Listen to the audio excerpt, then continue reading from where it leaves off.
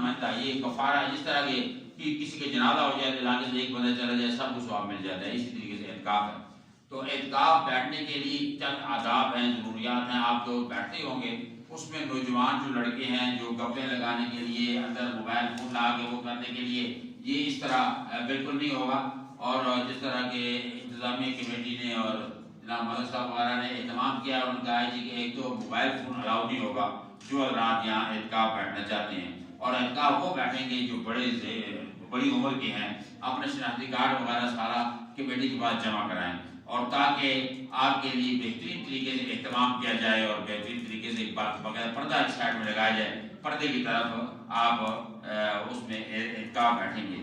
یہ اعتکاف اللہ نے کیوں رکھا ہے اس کے بارے میں چند ایک مسائل میں بتانا چاہتا ہوں۔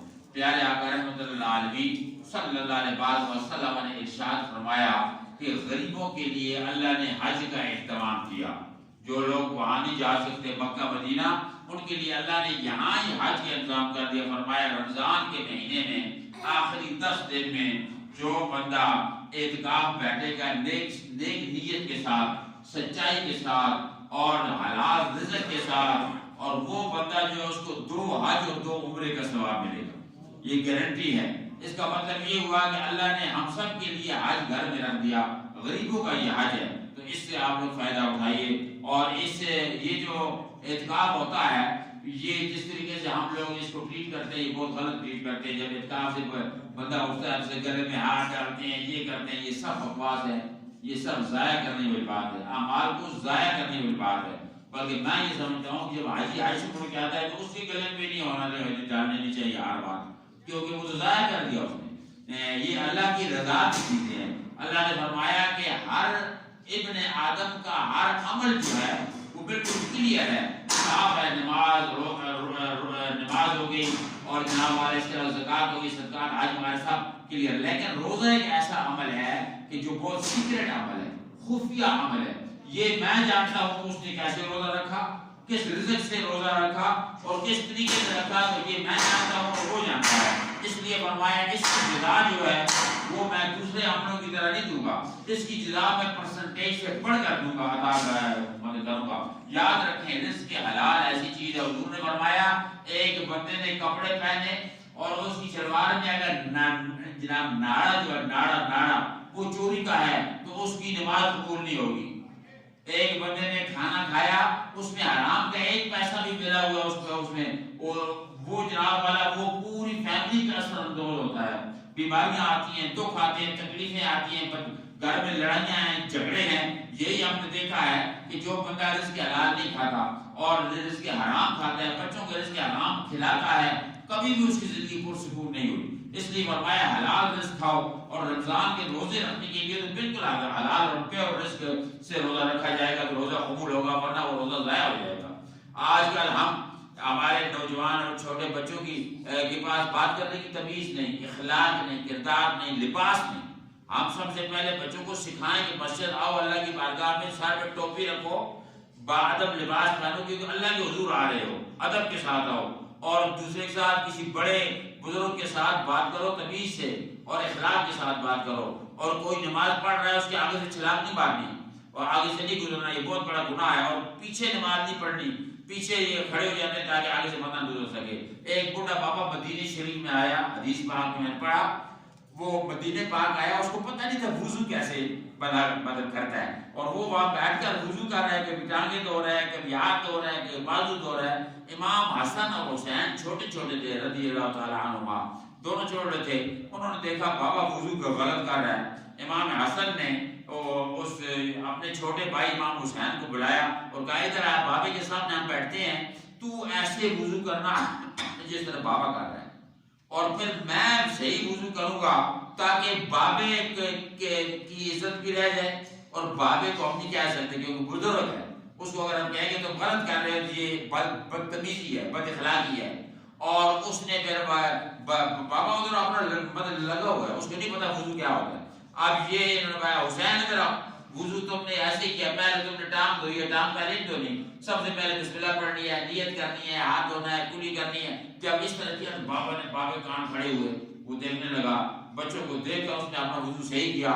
اس کے بعد بچوں کو بلایا، بیٹا ادھر آؤ، پتہ لگتا ہے کہ تم جناب نبوت کے خانوادے ہو، یعنی نبی کریم کی اولاد میں سے ہو۔ انہوں نے کہا جی ہم ان کے نواسے ہیں، انہوں نے چوما اور ان کا واقعی یہ اخلاق میں نے دیکھے۔ تو یہ اخلاق رزق حلال سے اور گھریلو آپ کے بڑوں کے اخلاق سے آگے بچے اخلاق سیکھتے ہیں۔ یہ قرآن جو آیا ہے یہ اخلاق کے لیے۔ عائشہ صدیقہ رضی اللہ عنہا کے پاس کو آیا تھا، کہنے لگا کہ یہ بتائیں کہ حضور کے اخلاق کیسے تھے، حضور کے اخلاق کے بارے میں بتائیں۔ باہر کا تو ہمیں پتہ ہے، لیکن اندر کا اخلاق، اندر اور باہر میں بڑا فرق ہوتا ہے۔ جو بندہ اندر اور باہر کا ایک ہو گیا وہ ولی بن گیا۔ اندر کے اخلاق، باہر کے اخلاق، زبان اندر کی باہر کی۔ تو انہوں نے کہا کہ کانا کیا تو نے قرآن نہیں پڑھا؟ عائشہ صدیقہ فرماتی ہے تو نے قرآن پڑھا یا نہیں؟ کہنا پڑھا ہے۔ انہوں نے کہا کہ یہ قرآن نبی کے اخلاق کا نام ہے، نبی کا کردار، نبی کے اخلاق اسی قرآن کے اندر ہیں، اور جو قرآن میں ہے یہ حضور کان خلقہ القرآن، حضور علیہ السلام کے اخلاق قرآن تھا۔ کیونکہ حضور نے جب سینے پہ ہاتھ رکھا تو وہی نازل ہوگی الم نشرح لک صدرک، تیرا سیدھا، جب منہ کھولا تو ما ینطق عن الہوی ان هو الا وحی یوحی، جب کوئی پھینکا تو فرمایا وما رمیت اذ رمیت ولکن اللہ رمی۔ تو یہ بے شمار آیات ہیں۔ تو عرض کرنے کا مقصد یہ ہے کہ یہ شہر رمضان ہمیں اخلاق سکھانے آیا ہے، کردار سکھانے آیا ہے، تاکہ مسجد کے آداب، قرآن کے آداب، والدین کے آداب، معلم کے آداب، صبح سویرے اٹھ کر کہتے ہیں کہ ماں باپ کا چہرہ اگر دیکھو اور مسکرا کے دیکھو اور ادب سے دیکھو تو حج کا ثواب ملتا ہے۔ یہ ہم اور آپ اس چیز کو نہیں جانتے، کتنا بڑا مقام اللہ نے دیا والدین کو۔ اور والدین جو ہیں وہ ان کا کام ہے کہ بچوں کو بچپن سے ان کی اصلاح کریں۔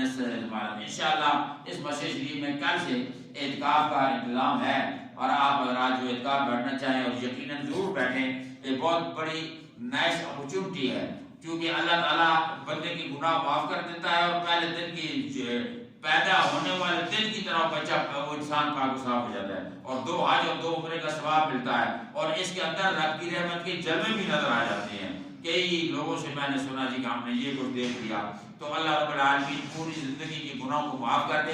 دعا کرتے ہیں رب العالمین سے، یا اللہ اس مسجد کو آباد فرما اور سب کو اعتکاف کی شوق پیدا فرما، اعتکاف بیٹھنے کی توفیق عطا فرما، اپنے ساتھ لگاؤ رکھنے کی توفیق عطا فرما۔ اللہ تعالیٰ ہمارے والدین کریمین کی دنیا سے چلے گئے، یا اللہ ان کی قبروں کو ریاض الجنت بنا، ان کی مغفرت فرما، تمام مسلمانوں کی مغفرت فرما، فلسطین اور کشمیر کے مسلمانوں کے لیے رمضان آسان کر، یا اللہ ان پر اپنی رحمت کا نزول فرما، انہیں فتح مبین عطا فرما، اس پاکستان کے اندر اسلام کا بول بالا کر، یا اللہ ہمیں اخلاقی طور پر مسلمان بنا، ہمیں کرداری طور پر مسلمان بنا، یا اللہ رزق حلال کھانے کی توفیق عطا فرما، حرام سے بچنے کی توفیق عطا فرما، اس مسجد شریف کی تعمیر اور ترقی میں حصہ لینے کی ہمیں توفیق عطا فرما، اس مسجد کو آباد فرما، اور یا اللہ ہر قسم کی محتاجی، مجبوری، محرومی، بیماری سے نجات عطا فرما۔ جو لوگ حاجت مند ہیں، ضرورت مند ہیں، پریشان ہیں، یا اللہ تیرے خزانے میں کوئی کمی نہیں، سب کی پریشانیوں کو دور کر دے، سب کی حاجت پوری فرما دے، اور سب کو اپنی رحمتوں سے نواز دے۔ وصلی اللہ تعالی علی خیر خلقہ سیدنا حبیبنا محمد وآلہ وصحبہ اجمعین برحمتک یا ارحم الراحمین۔ جزاکم اللہ۔